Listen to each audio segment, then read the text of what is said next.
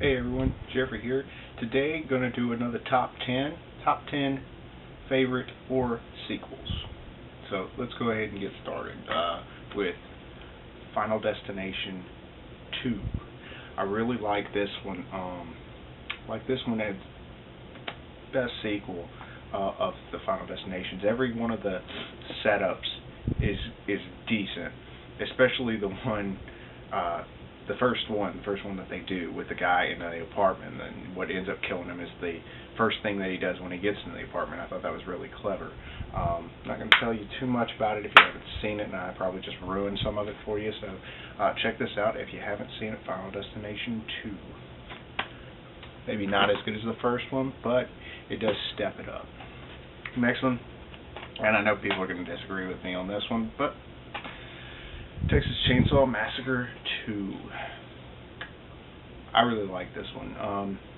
Though the Texas Chainsaw Massacres aren't really known for having good sequels, if any of them are good, this one is.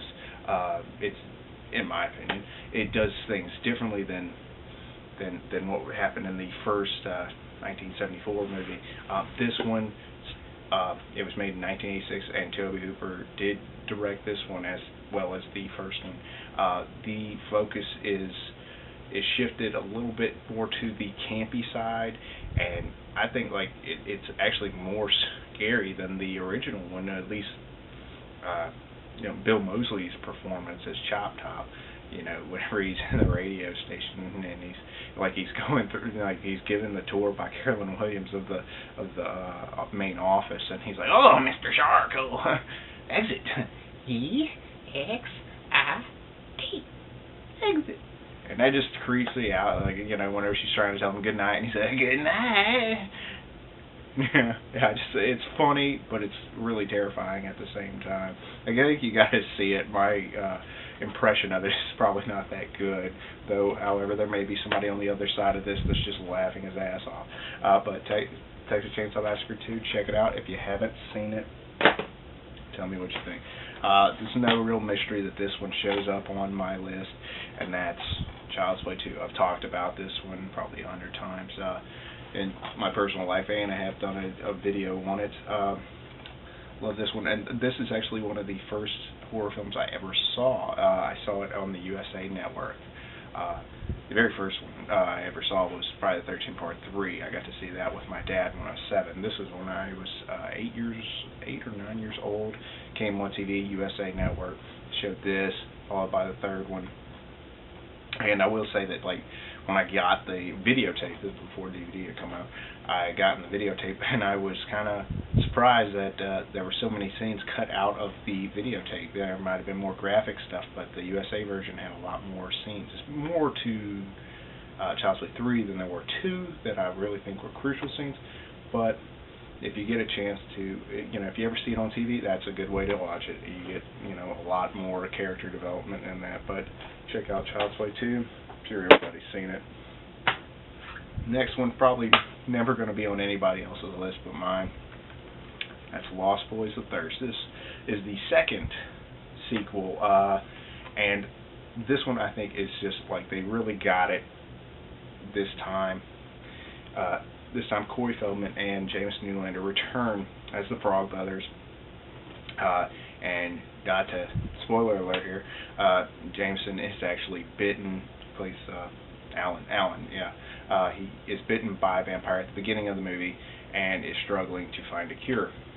And Edgar ends up finding out that there is an alpha, the very first vampire, and so he thinks, if he can kill this alpha, he will save his brother. However, his brother's not going to want to help him. He may at the end, but I'm not going to tell you anything more. But it's a really cool sequel that really, I feel, stands on its own. But check that out if you haven't seen it. Give it a shot. No surprise that one of these was going to pop on here. And this is my Friday the 13th box set. I love this box set. It is beautiful too. I'm going to show you real quick.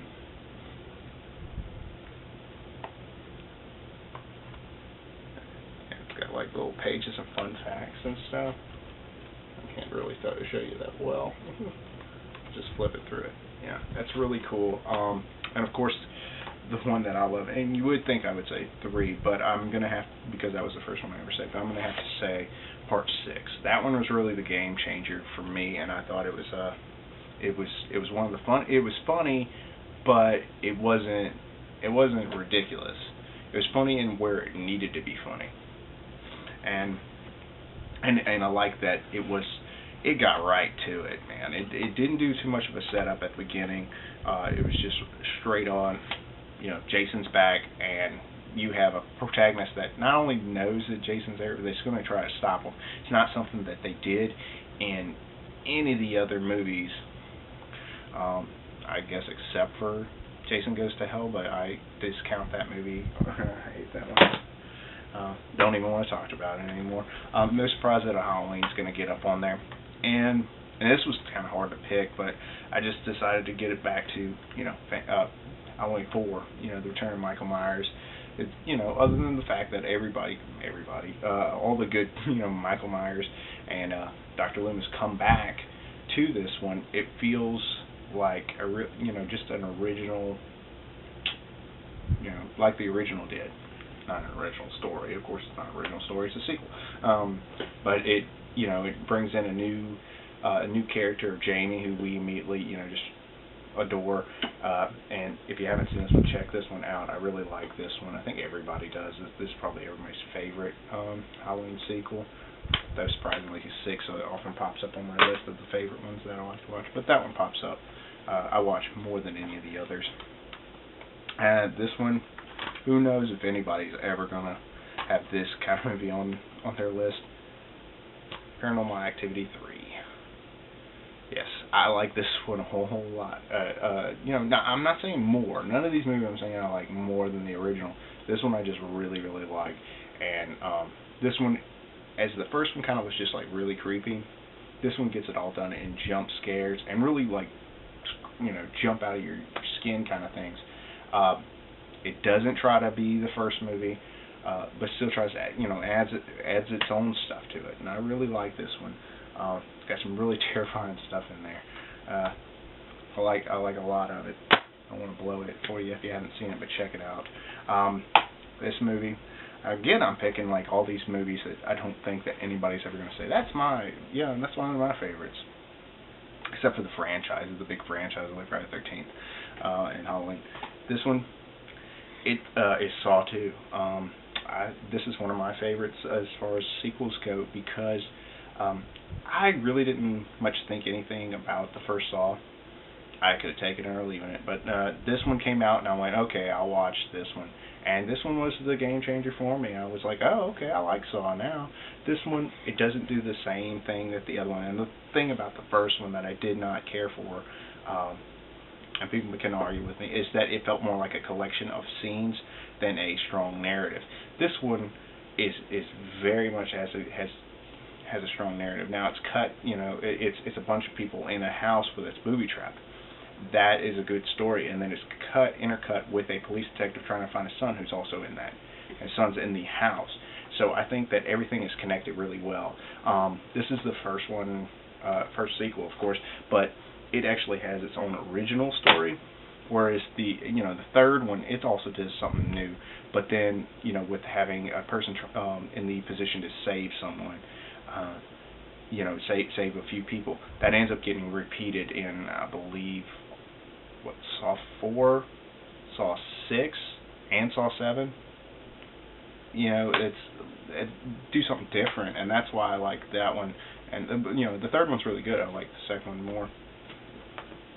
Enough talk about them. Let's get into one of the Nightmare on Elm Streets. And for me, my favorite, just like everybody else's, is 3, Dream Warriors.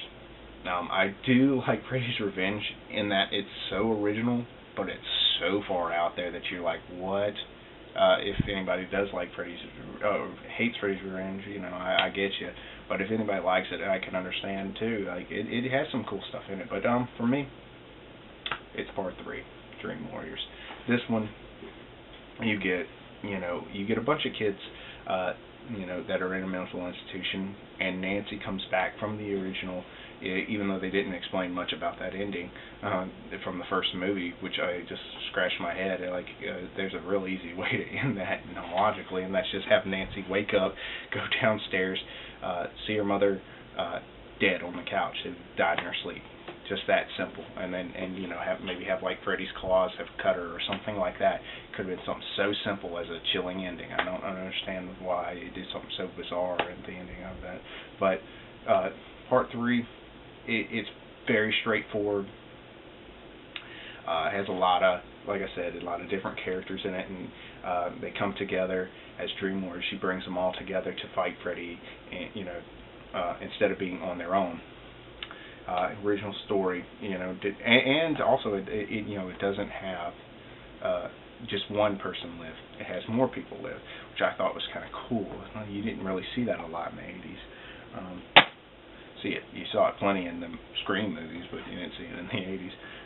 And the last on my list is The Stepfather 2. Terry O'Quinn returns as the famous stepfather character. Now he's gone on to do a whole lot more, like Lost and Jag and stuff. But before, he was the stepfather. And in this one, what happens is, after the events that should have killed him in the original Stepfather, he's in a mental institution, breaks out and decides to find him a new lady. And the one he targets this time is Meg Foster from They Live, and things go pretty well. It's more about the courtship and how he would get a woman rather than him already being married and he has a stepdaughter like the first one did. This one is like, you see how he tries to build the relationships both with the mother and the son, and I thought that was pretty fascinating. Check it out if you haven't seen it. See all of them though. I love the first one. I like that one. That one's my favorite. Stepfather 3 is pretty good too. Well, that's it for my top 10. I hope you enjoyed it. Thank you for watching, liking, and subscribing. I'll see you on the next one. Bye.